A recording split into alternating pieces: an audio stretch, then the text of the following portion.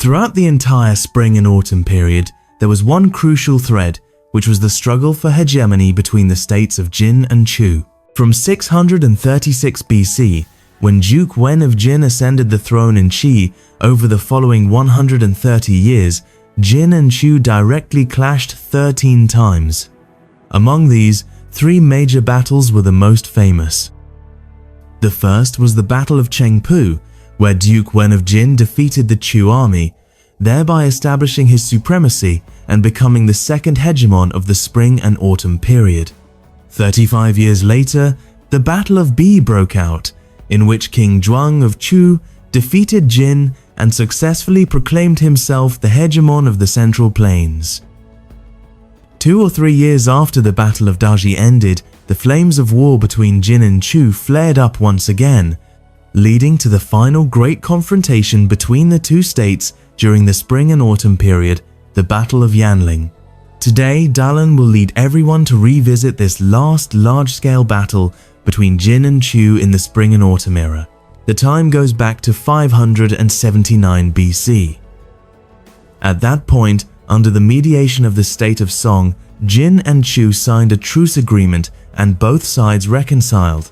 However, the year after the treaty was signed, Jin took advantage of the weakness of Qin regarding the matter of Sitong Baidi, and, in the name of the Zhou Son of Heaven, imposed a severe punishment upon Qin. Qin had originally been Chu's strongest ally, but Chu, fearing international opinion, could not intervene, resulting in Qin suffering grave losses to its vitality at the hands of Jin. Left with no choice, Chu had to seek a new ally. This time they turned to Zheng, a common neighbor of both Jin and Chu, who for years had endured collateral suffering in the rivalry between the two powers.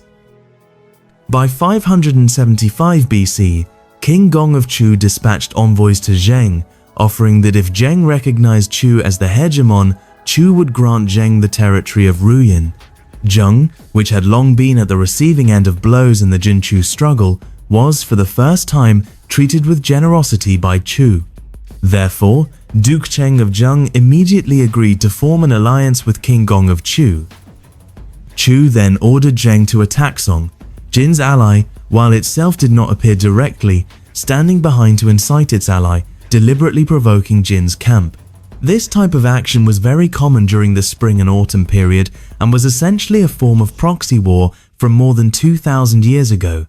The strength of Zheng and Song was evenly matched, so for Duke Cheng of Zheng to attack Song was by no means easy.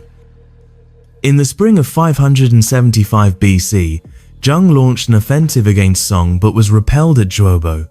Later, when Song's army became lax and careless, Zheng struck again, ultimately defeating Song at Zuolin, even capturing Song's general Zhang Yang Yuehiao.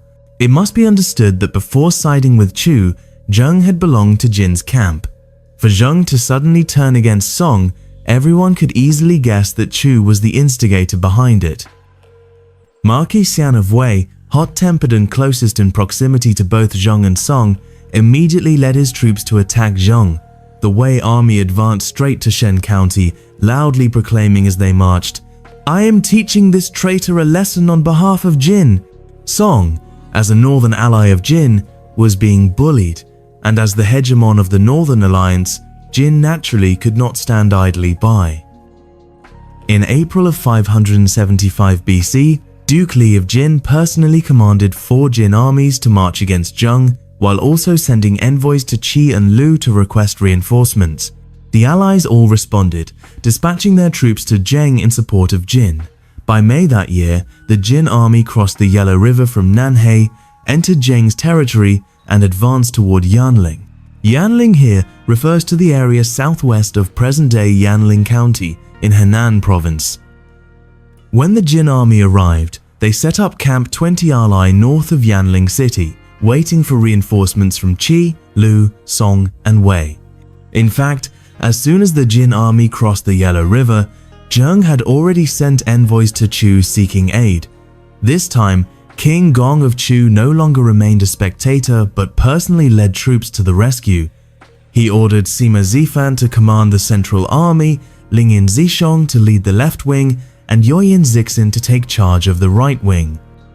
They set out from Shenyi, passed through Fangcheng, then through Yedi, and finally crossed the Ru River into Zheng's territory.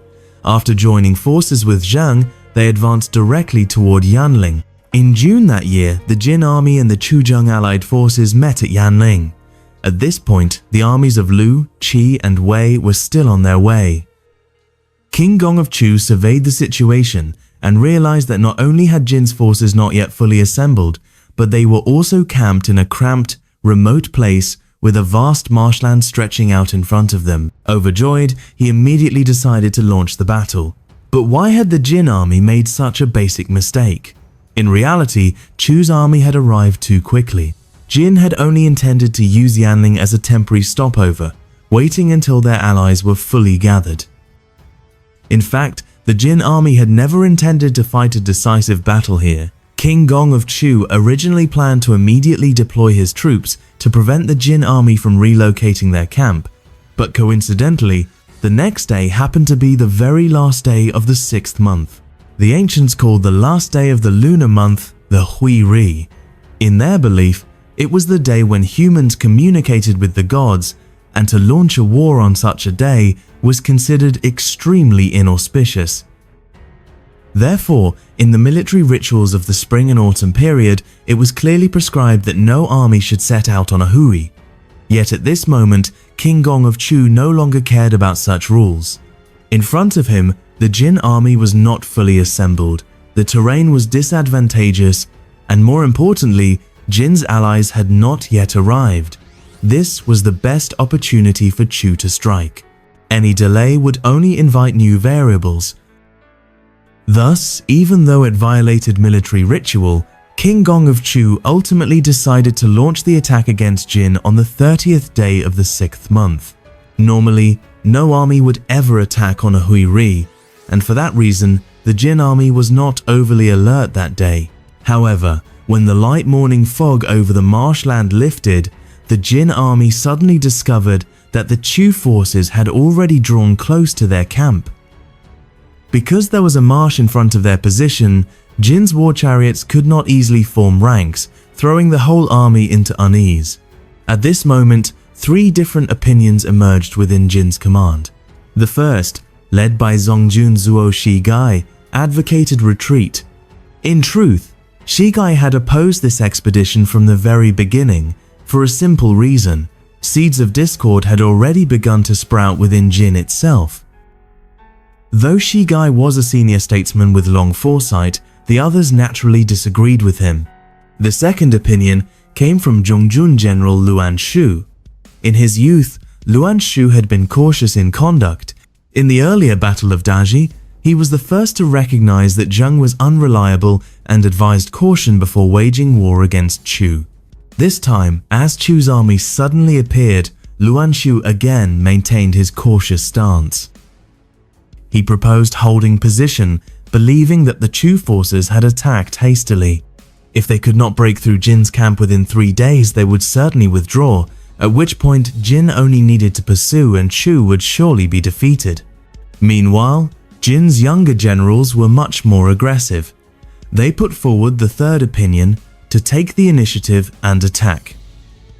Jin's vanguard general, Shi Ji, boldly risked offending the others by speaking directly to Duke Li of Jin, saying that this battle was a blood feud of the Jin state and they could not possibly retreat without fighting.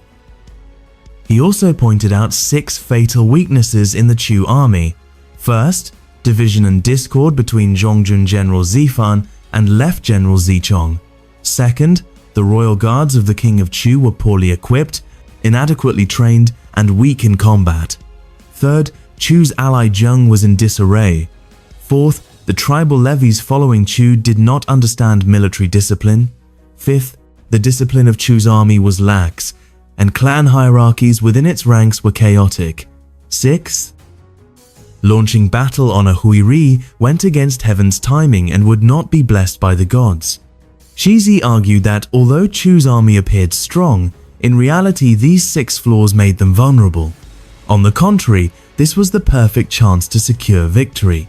Duke Li of Jin, after hearing this, was moved. Yet if they wished to counterattack, one crucial problem remained unresolved. Jin's camp was too cramped, with marshland to the front, making it impossible to properly deploy their forces. At this point, Chu held the advantage, so if Jin wished to win, they had to proceed with utmost caution. For this reason, Jin turned to a secret weapon, Miao Benhuang, the son of a former grand tutor of Chu. Miao Benhuang came from the illustrious Ruao clan of Chu. His ancestor was King Xiong Yi of Chu. His father, Du Yuehao, had once served as the 12th Lingyan of Chu and was the 9th Lingyan to emerge from the Ruao clan. Because of this, the powerful family became the target of suspicion by the king of Chu. In the 9th year of King Zhuang of Chu, 605 BC, the Du Yuejiao rebellion broke out, and the entire Ruao clan was exterminated by King Zhuang. Du Yuejiao's son, Miao Benhuang, was forced to flee to Jin.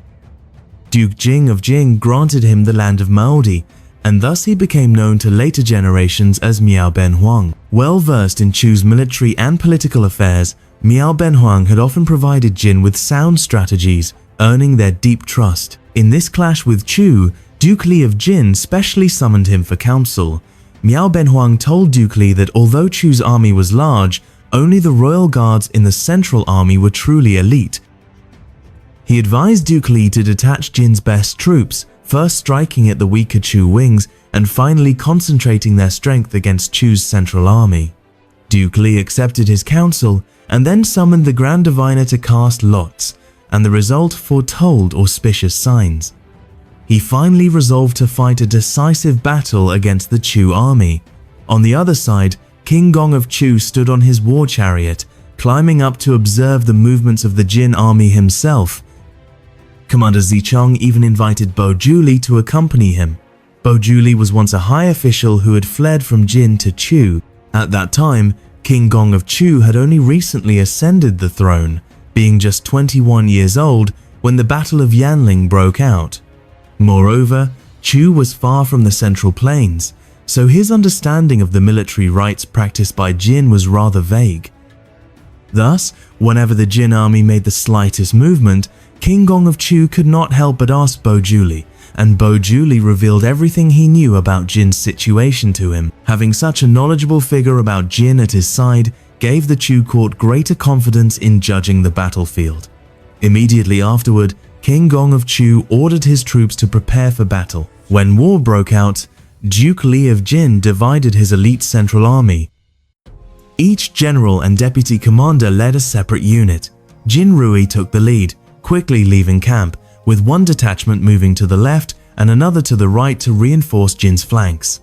This maneuver was designed to avoid the marshland in front of the camp and to strike the weaker Chu wings from both sides. Duke Li of Jin personally led the remaining force to attack the Chu royal guards head-on. At that time, Jie Zhang served as the driver of Duke Li's war chariot, and Huan Zhen guarded the right side of the chariot. Since most of the elite central troops had been dispatched to the wings, the safety of Duke Li was entrusted to soldiers from the prominent Lan and Fan clans. Jin's two elite detachments struck first with unstoppable momentum, swiftly repelling the Chu forces on both flanks. Yet the central force personally commanded by Duke Li repeatedly fell into difficulty. While resisting the assault of Chu's royal guards, his war chariot unfortunately sank into the marsh. In order to secure victory, both Duke Li of Jin and King Gong of Chu personally plunged into the battlefield, fearing that their troops might falter in morale compared to the enemy. Though Duke Li once faced mortal danger when his chariot became bogged down, he ultimately escaped unharmed, badly shaken but without injury. Compared to him, the fortune of King Gong of Chu was far worse. Wei Qi, whose swordsmanship had grown ever more formidable but whose fiery and reckless nature had not changed, saw King Gong of Chu leading his royal guards in a fierce assault, while Jin's central army gradually fell into disadvantage. Suddenly, spotting the war chariot of King Gong of Chu, Wei Qi immediately raised his bow, and with one arrow struck the king's left eye blind. With their monarch gravely wounded, the Chu forces were forced to temporarily retreat. Enraged and in pain, King Gong of Chu immediately summoned the famed archer Yang Yuji. Yang Yuji was no ordinary man. He was among the most legendary archers in Chinese history. The saying, "At 100 paces, piercing a willow, every shot a bullseye," referred to him. Yang Yuji had been one of the royal guards of the King of Chu. Yet, just before the battle, he and another royal guard of Chu, Pan Dang, competed in archery. Both were renowned master archers of the spring and autumn period. They stacked 7 layers of leather armor as a target, and both could shoot arrows straight through all 7 layers. Boasting of his skill, Yang Yuji proudly told King Gong of Chu that with 2 men like them, Chu had no equal in the world. But the king disliked such arrogance and contempt for the enemy, so he confiscated Yang's weapons and commanded that unless ordered by the monarch himself, he was forbidden to touch bow or arrow. Now, with his left eye blinded, King Gong of Chu bestowed upon Yang Yuji a secret bow, ordering him to slay Wei Qi. Yang Yuji rushed onto the battlefield, quickly locating Wei Qi's position. Drawing a sharp arrow, he loosed a single shot that pierced Wei Qi's throat. Wei Qi died instantly on the spot. Yang Yuji, carrying the remaining arrow, withdrew swiftly and returned to report to the king. Although Wei Qi was slain by Yang Yuji, his reckless arrow that blinded the king's eye had already forced Chu's army into retreat, playing a decisive role in altering the course of the battle. The Chu people's hatred of Wei Qi was understandable, but strangely, later historians did not speak highly of his act of blinding the Chu king. Why was this so? Because in the spring and autumn period, according to the Zhou writes, a general like Wei Qi ranked among the high ministers, while the kings of the feudal states ranked among the great nobles. On the battlefield, to injure a sovereign was considered a grave breach of propriety. The Jin people placed great importance on Zhou ritual. For example, Jin's new commander Zuo Shiji, though a staunch advocate of decisive battle with Chu, when confronted with King Gong of Chu on the battlefield, still displayed utmost reverence. In the midst of fierce combat with Chu's main force, Shiji encountered the war chariot of King Gong of Chu 3 times, and each time he dismounted, removed his helmet, and stepped forward quickly to show his respect. Later on, even King Gong of Chu paid attention to him. Amid such intense circumstances on the battlefield that day, the king specially ordered a bow to be sent as a gift, inquiring whether he was injured and praising him as truly a gentleman. Although Wei Qi's act of shooting at King Gong of Chu was reckless and not in keeping with the conduct of a Junzi, it nevertheless weakened the sharp edge of Chu's central assault. At this time, the 2 elite detachments that Duke Li of Jin had dispatched earlier had already succeeded in cutting off Chu's 2 wings from their main force, and the Chu-Zeng coalition gradually fell into disadvantage. The Jin army seized the moment to counterattack fiercely, pursuing closer and closer, their warhorses nearly reaching the war chariots of the Chu forces. At this critical moment, the mighty warrior of Chu, Shu Shanran, stepped forward. He said to Yang Yuji, "Though the king once forbade you to use bow and arrow, now the situation is dire. For the sake of Chu, you must take up the bow."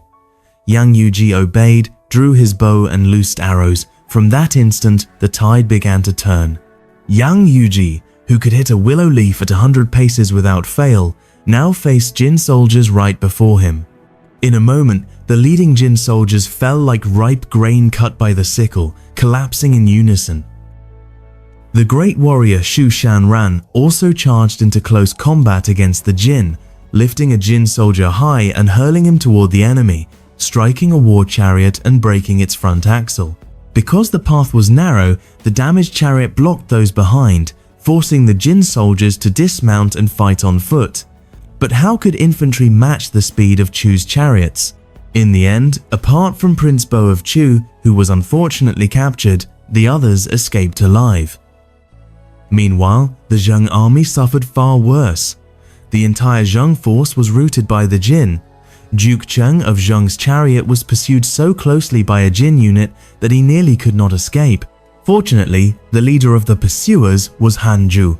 During the Battle of Anji, Hanju had nearly captured Duke Jing of Qi, but at that time, Qi's minister Feng Shufu cleverly exchanged clothes with his ruler, causing Hanju to mistakenly seize a stand-in.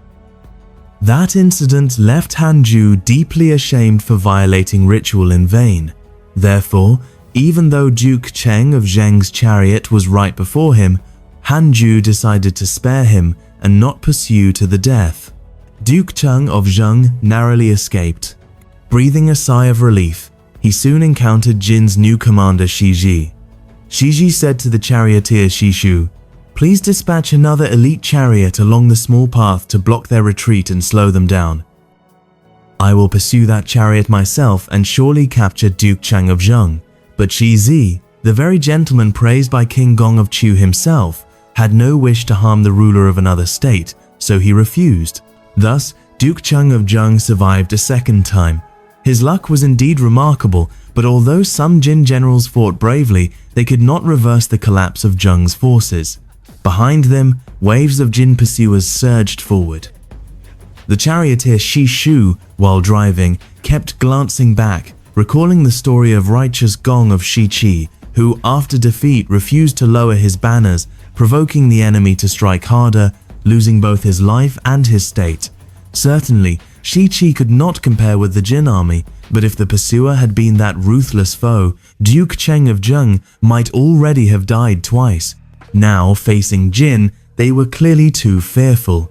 Yet Zheng's ruler and ministers remained deeply uneasy. Finally, they lowered their flag and packed away the empty drum. For a sovereign of a state not to dare display even his own banner filled the three men, the ruler and his retainers, with sorrow.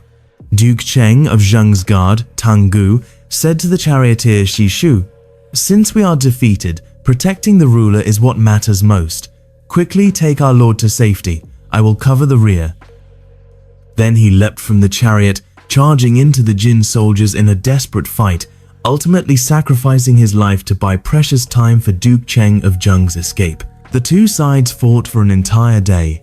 Thanks to the fierce resistance of the loyal ministers and brave warriors within the Chuzheng coalition, by dusk the Jin army still had not completely crushed Chu's forces. As night fell, both sides could only sound the horns to withdraw, resting for the night to resume battle the next day. Chu, already at a disadvantage, was bitterly unwilling. General Zifan and the commanders hastily inspected the casualties of each unit, reinforced infantry and chariots, repaired armor and weapons, checked war horses and chariots, ensured soldiers were well fed, and then waited for orders to continue fighting. Seeing Chu so well prepared, the Jin army grew anxious. Miao Benwang observed this and devised a plan. He issued a series of orders in the Jin camp, setting the formation ready for battle, while deliberately releasing some Chu prisoners so they could spread word that the Jin were fully prepared. When King Gong of Chu heard the news, he urgently summoned Zifan to discuss countermeasures. But Zifan was addicted to wine, and his guards had supplied him with much strong liquor. He drank heavily, became completely drunk, and could not think clearly to devise a plan. The commander, delaying military affairs for the sake of drink, enraged King Gong of Chu, who cried out, "This is heaven's will." Realizing that further fighting would not bring victory, the Chu forces withdrew during the night. Thus, the Battle of Yanling between Jin and Chu officially came to an end, with the state of Jin emerging victorious.